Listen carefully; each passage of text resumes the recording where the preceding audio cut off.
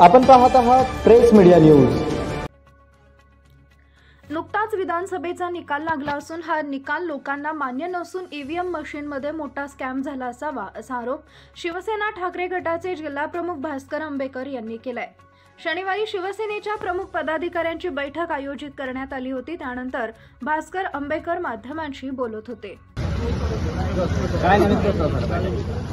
विधानसभेच्या निवडणुकांनंतर आज या ठिकाणी शिवसेनेच्या प्रमुख पदाधिकाऱ्यांची बैठक घेण्यात आली।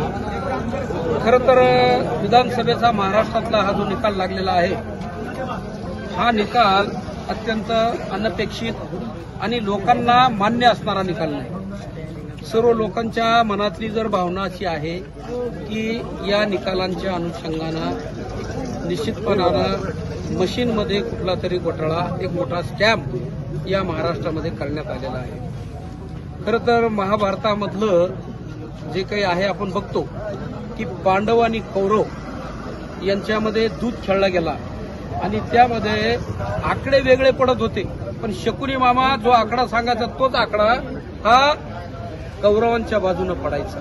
तेच काहीसं महाराष्ट्रात झालेलं आहे। खरे आकडे हे मशीनच्या साह्यानं बदलण्यात आलं।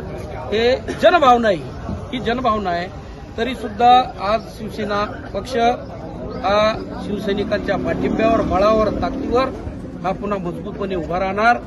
येणाऱ्या सर्व निवडणुकांना तो पुन्हा सामोरा जाणार आणि माननीय उद्धव ठाकरे साहेब आमचे जे पक्षप्रमुख आहेत त्यांना पूर्ण ताकद आमच्या या जिल्ह्यामधून निश्चितपणानं शिवसेनेच्या वतीनं देण्यात येईल आणि त्या अनुषंगाने बैठक झाली।